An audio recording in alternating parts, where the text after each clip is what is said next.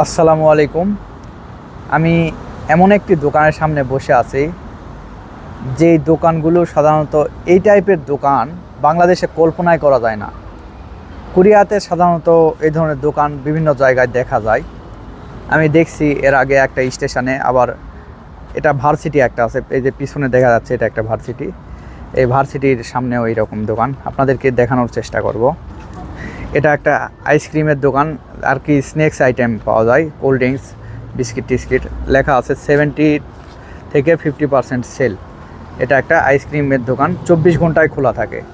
দেখেন এই দোকানে কিন্তু কেউ নাই, কোনো দোকানদার নাই, সব কিছুই আছে, কোনো দোকানদার নাই। দেখেন এই যে এগুলা চকলেট, জেলি মতো চকলেট, এগুলা আইসক্রিম, এই যে এগুলা আইসক্রিম, বাটি আইসক্রিম থেকে শুরু করে সব ধরনের বিভিন্ন ফ্লেভারের আইটেম আছে, আইসক্রিম আছে, বিস্কিট থেকে শুরু করে অনেক কিছুই আছে এখানে।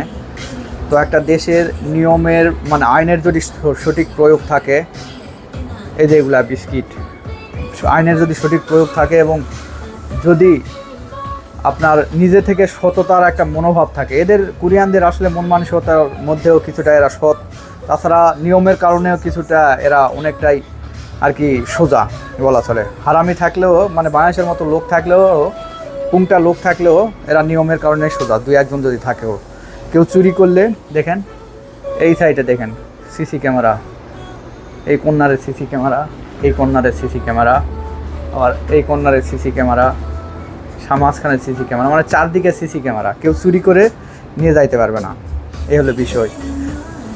তো এখানে যদি একটা কেউ চুরি করে কোনো কিছু, তাহলে এটা ধরা খাবে, মাস্ট বি ধরা খাবে। তো আমি এখান থেকে একটা চোখবান নিব। এখানে কিন্তু কোনো দোকানদার নাই, কোনো দোকানদার নাই, নিজ দায়িত্বে পেমেন্ট করতে হবে। এই যে চোখবান নিলাম, চোখবান নিয়ে এই যে এটা মনিটর, এখানে আমি নিজে পেমেন্ট করব। এই যে আরও কাস্টমার আসছে আর কি, তো নিজে এই যে পেমেন্ট করো। পেমেন্ট করার সিস্টেমটা দেখাচ্ছি। এই যে পণ্যের গায়ে বারকোড দেওয়া আছে, বারকোডটা কই,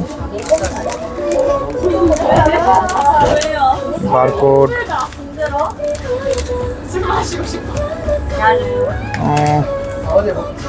저기요 좀 도와주세요. 여기에 어떻게 여기요? 마르케. 네.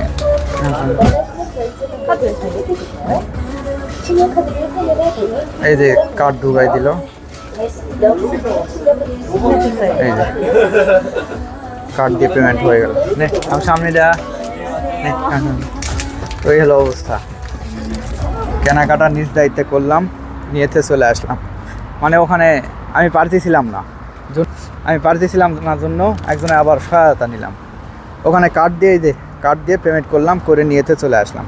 ওরাও কাস্টমার, আমি ঢোকার পরে ওরা আবার ঢুকছিল। তো এখানে থেকে যদি কেউ একটা কোনো কিছু চুরি করে যদি নিয়ে যায়, তাহলে অবশ্যই সেটা ধরা খাবে। কারণ আমি কয়টা পণ্য এখানে রাখলাম, কয়টা বিক্রি করলাম, এগুলো কিন্তু ওদের কাছে তো হিসাব আছে, তখন যায় ধরা খাবে মাস্ট বি। তো এই হলো অবস্থা দক্ষিণ কোরিয়াতে। নিয়মের জন্যই যদি কেউ চুরি করে ধরা খাবে কীভাবে, সিসি ক্যামেরা দিয়ে দেখবে, দেখার পর তখন যায় পুলিশের কাছে মামলা করলে আপনাকে ইজিলি খুঁজে বের করবে। এর আগে বাংলাদেশ থেকে কয়েকজন আসছিল রোভার স্কাউটে আইসা তারা চুরি করছিল। মানে একটা দাইশো বলে একটা শপ থাকে সাধারণত কোরিয়ার, আর অনেক মানে কম দামে ওই শপটাতে পাওয়া যায়। আবার দেখা যাচ্ছে 7-11, মানে ওখানে মোটামুটি 24 ঘন্টার মতোই খোলা থাকে। এই ধরনের ডিপার্টমেন্টাল স্টোর বলে। তো এই স্টোরগুলো থেকে চুরি করার পর বাংলাদেশ থেকে স্কাউটের লোক ছেলেপেলে আসছিল বিভিন্ন স্কুল কলেজের। তো ওরা আসে চুরি করছিল, পরে যায় ধরা পড়ছিল। অবশ্য ধরা পড়ার পর পরবর্তী বিষয়গুলো যায় না, তবে তেমন কিছু মানে আমি আর কি পড়ি নাই।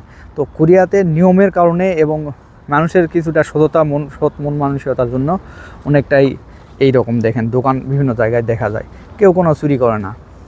এই হলো বিষয়। মামলা করলে মামলা হবে, কোনো এখানে মামা খালুর দাপট নাই।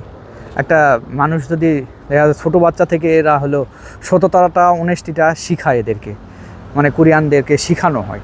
তো সব কিছুই সম্ভব। বাংলাদেশে তো আমাদের মন মানসিকতা খারাপ, আবার দেখা আছে মামা খালুর একটা দাপট চলে, এই জন্য আর কি হয়ে ওঠে না, মানে সেই সমস্ত কিছু হয়ে ওঠে না। এই হলো দক্ষিণ কোরিয়া ভাই।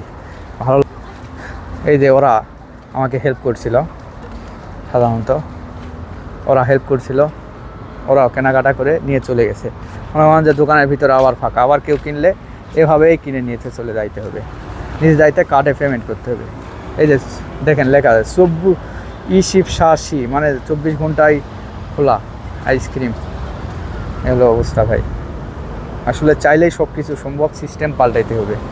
এখানে নিয়ম কানুনের মানে আইনের বিশেষ করে সঠিক প্রয়োগ আছে। এই জন্য ইনশাল্লাহ আমাদের দেশেও কোনো একদিন হবে বলে আশা করি। ভালো থাকবেন, আসসালামু আলাইকুম।